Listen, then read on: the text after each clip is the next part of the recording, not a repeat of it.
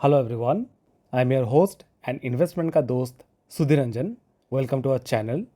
इस वीडियो में हम लोग डिस्कस करेंगे एसबीआई कार्ड्स के स्टॉक के बारे में और यहाँ पे हम लोग शाउट आउट देना चाहेंगे वैभव जैन जी को। उन्होंने इस स्टॉक के बारे में रिक्वेस्ट किया था। हम पहले भी हमारे चैनल में बहुत सारे एनबीएफसी स्टॉक्स का एनालिसिस कर चुके हैं। आप ऊपर आई बटन में क्लिक करके वो सारे वीडियोज़ देख सकते हैं। हम हमारे चैनल में बहुत ही डिटेल में स्टॉक्स का आईपीओज़ का एनालिसिस करते हैं और हम जितना आसान भाषा में आपको एनालिसिस करके बताते हैं वो शायद ही आपको और किसी चैनल में देखने को मिले। इसीलिए हमारे चैनल को सब्सक्राइब कर ले और बेल आइकन ज़रूर प्रेस कर दे ताकि आपसे कोई भी वीडियो मिस ना हो। तो चलिए शुरू करते हैं आज का वीडियो। नॉर्मली हम हमारा वीडियो बिजनेस मॉडल एनालिसिस से स्टार्ट करते हैं, बट एसबीआई कार्ड्स का बिजनेस मॉडल ऑलमोस्ट सबको पता है। Basically credit card oriented business model है इनका, तो हम बिजनेस मॉडल के बारे में यहाँ पे डिस्कस नहीं करेंगे। हम डायरेक्टली फंडामेंटल एनालिसिस से स्टार्ट करेंगे। तो स्टॉक का करंट प्राइस चल रहा है 750 के आसपास। मार्केट कैप है 71,000 करोड़ के आसपास। प्राइस टू अर्निंग रेशियो है 29.6। रिटर्न ऑन इक्विटी है 24.5%। पीईजी रेशियो है 1.3। रिटर्न ऑन एसेट्स है 5.29% और प्राइस टू बुक वैल्यू है 6.45। फाइनेंस स्टॉक्स में प्राइस टू बुक वैल्यू और रिटर्न ऑन एसेट्स बहुत मैटर करता है। रिटर्न ऑन एसेट्स अगर 2% के आसपास हो तो उसको बढ़िया माना जाता है। इस स्टॉक का तो 5.29% है, जो कि बहुत ही बढ़िया है। Price to book value 2 times से लेकर 3 टाइम्स तक फेयरली वैल्यूड माना जाता है, बट इसके हिसाब से स्टॉक ओवर वैल्यूड है। एक एनबीएफसी स्टॉक के लिए 6.45 का प्राइस टू बुक वैल्यू बहुत ही ज़्यादा होता है और शायद इतने high price to book value की वजह से ही ये स्टॉक नहीं चल रहा है ठीक से। पीईजी रेशियो के हिसाब से स्टॉक फेयरली वैल्यूड है। नॉर्मली अगर पीईजी रेशियो 1 होता है तो हम स्टॉक को फेयरली वैल्यूड मानते हैं, but small cap and high growth companies में पीईजी रेशियो 2 टाइम्स तक कंसिडर किया जाता है। बट ये तो एक स्मॉल कैप कंपनी किसी भी एंगल से नहीं है, एक लार्ज कैप कंपनी है, बट क्योंकि इस कंपनी का ग्रोथ बढ़िया है तो इसीलिए हम कह सकते हैं कि स्टॉक फेयरली वैल्यूड है। आरओई स्टॉक का बहुत ही बढ़िया है और प्राइस टू अर्निंग भी रीजनेबल लग रहा है। खास करके अगर हम इसका मीडियन पी देखें जो है 52.2, तो उसके हिसाब से स्टॉक का प्राइस टू अर्निंग तो भी बहुत ही नीचे है। अगर ये स्टॉक अपने मीडियन पी पे वापस जाती है तो हमको करंट लेवल से ऑलमोस्ट 70% का गेन देखने के लिए मिल सकता है, अगर स्टॉक में ग्रोथ सेम रहे तो। अभी अगर हम स्टॉक का ग्रोथ देखें तो सेल्स ग्रोथ 3 साल में है 22.2%, 5 साल में है 19.3%, ईपीएस ग्रोथ 3 साल में है 34.2% एंड 5 साल में है 19.6%। तो ग्रोथ स्टॉक में बहुत ही बढ़िया है और खास करके इतने बड़े मार्केट कैप वाले कंपनी के लिए ये ग्रोथ बहुत ही बढ़िया है। अभी अगर हम स्टॉक का क्वार्टरली रिजल्ट्स देखें तो रेवेन्यू में हमको कंटिन्यूअस ग्रोथ देखने के लिए मिल रहा था अंटिल दिस लास्ट क्वार्टर, जिसका रिजल्ट अभी अभी आया है।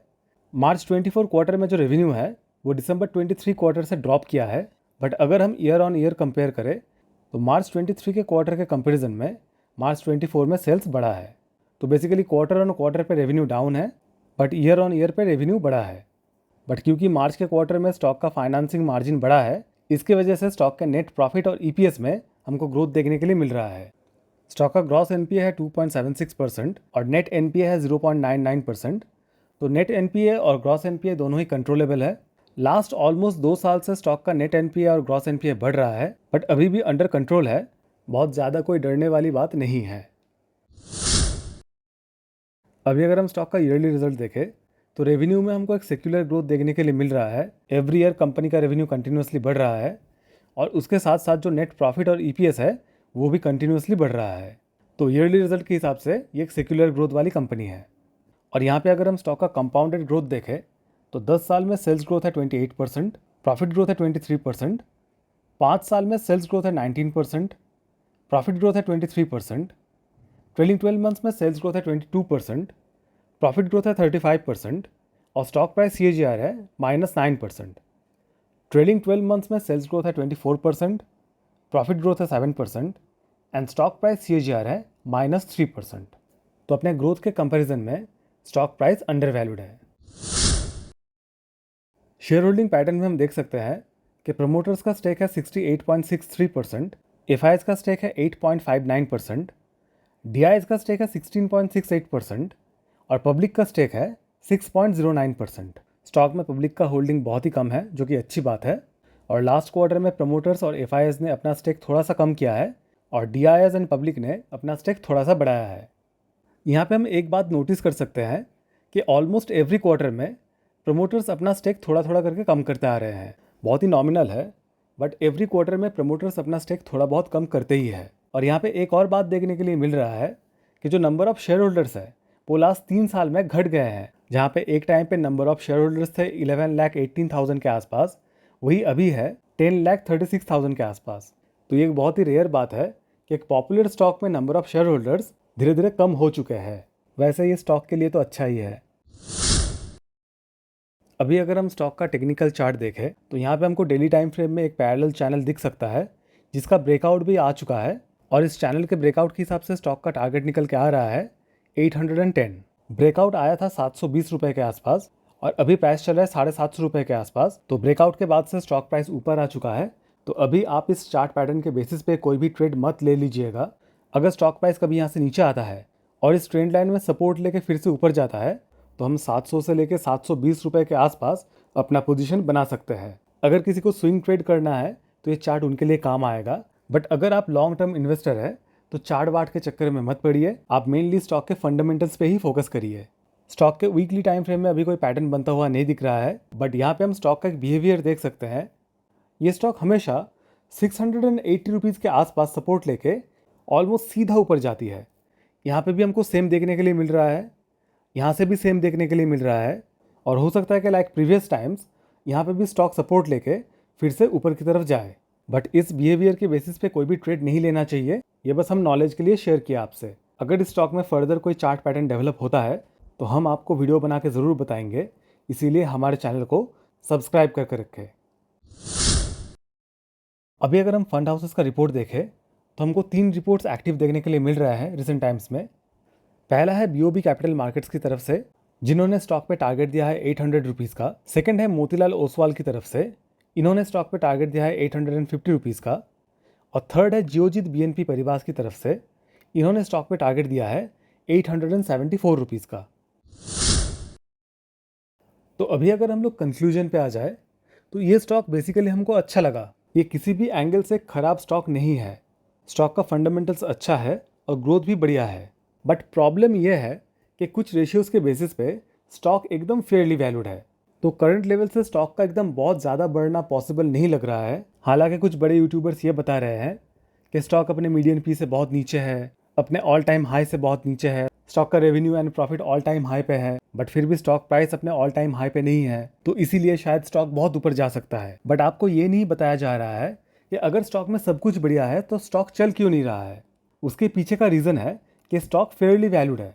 आप पीजी रेशियो देखिए, आप स्टॉक का प्राइस टू बुक वैल्यू देखिए, दोनों के हिसाब से स्टॉक का वैल्यूएशन एकदम फेयर है। अगर हम पीईजी रेशियो को थोड़ा इग्नोर भी करें बट फिर भी स्टॉक का प्राइस टू बुक वैल्यू बहुत ही हाई है। एक्चुअली स्टॉक में हुआ ये है कि ये स्टॉक पहले बहुत ज़्यादा ओवर वैल्यूड था एंड विथ टाइम ये स्टॉक कॉन्सोलिडेट कर करके एक फेयरली वैल्यूड जोन पे आया है। इसीलिए स्टॉक का ग्रोथ बहुत बढ़िया होने के बाद भी स्टॉक प्राइस बहुत ज़्यादा नहीं बढ़ रहा है। हमने हमारे चैनल में आज तक जितने भी फाइनेंस स्टॉक का एनालिसिस किया है उसमें से हमको आवास फाइनेंस बहुत ही अच्छा लगा है। आप ऊपर आई बटन में क्लिक करके आवास फाइनेंस का वीडियो ज़रूर देखें। एंड लास्ट डे ही हमने 5 स्टार बिजनेस फाइनेंस का एनालिसिस किया है, वो स्टॉक भी हमको काफ़ी बढ़िया लगा है। आप ऊपर आई बटन में क्लिक करके 5 स्टार बिजनेस फाइनेंस का वीडियो भी ज़रूर देखें। आप वो 2 वीडियो देख के अगर इस वीडियो के साथ कंपेयर करेंगे तो आपको समझ आएगा कि SBI कार्ड्स में प्रॉब्लम क्या है। तो अभी अगर आप हमसे पूछेंगे कि स्टॉक में क्या करना चाहिए तो हम हमारा एग्जांपल देके बताना चाहेंगे कि अगर हम इस स्टॉक में इन्वेस्टेड होते तो अभी हम इस स्टॉक को होल्ड करते, क्योंकि स्टॉक का रिजल्ट काइंड ऑफ अच्छा आया है और हो सकता है कि स्टॉक प्राइस यहाँ से थोड़ा और बढ़े। और प्राइस टू बुक वैल्यू अगर कभी भी स्टॉक का 7 to 8 टाइम्स जाता है तो हम डेफिनेटली वहाँ पे अपना प्रॉफिट बुक करना चाहेंगे और प्रॉफिट बुक करके हम किसी बेहतर वैल्यूएशन एंड ग्रोथ वाले कंपनी में इन्वेस्ट करना चाहेंगे।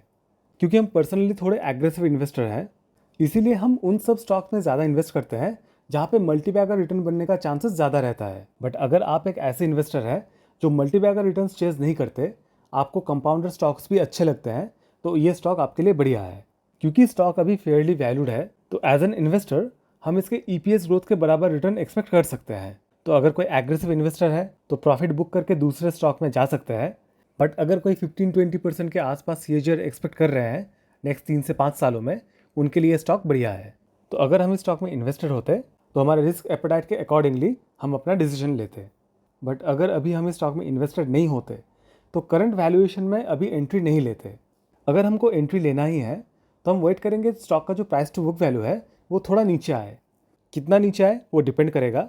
मान लीजिए अगर स्टॉक का ग्रोथ इतना ही रहता है तो हम 5 times price to book value पे इस स्टॉक को लेने में कंफर्टेबल है। बट आगे जाके अगर स्टॉक का ग्रोथ बढ़ता है या घटता है तो तब हमको इवैल्यूएट करना पड़ेगा कि स्टॉक को लेना चाहिए कि नहीं। इस स्टॉक में इन्वेस्ट करने से पहले एक बात आप ध्यान में रखें कि इस स्टॉक में एक रिस्क हमेशा ये रहेगा कि मान लीजिए अगर कभी ग्रोथ स्लो होता है तो स्टॉक प्राइस करेक्ट कर सकता है या फिर बहुत दिनों के लिए साइडवेज में जा सकता है, क्योंकि स्टॉक करंटली फेयरली वैल्यूड है।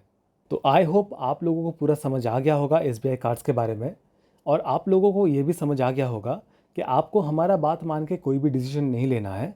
आपको अपना रिसर्च, अपना एनालिसिस खुद करना है और अपना डिसीजन खुद लेना है।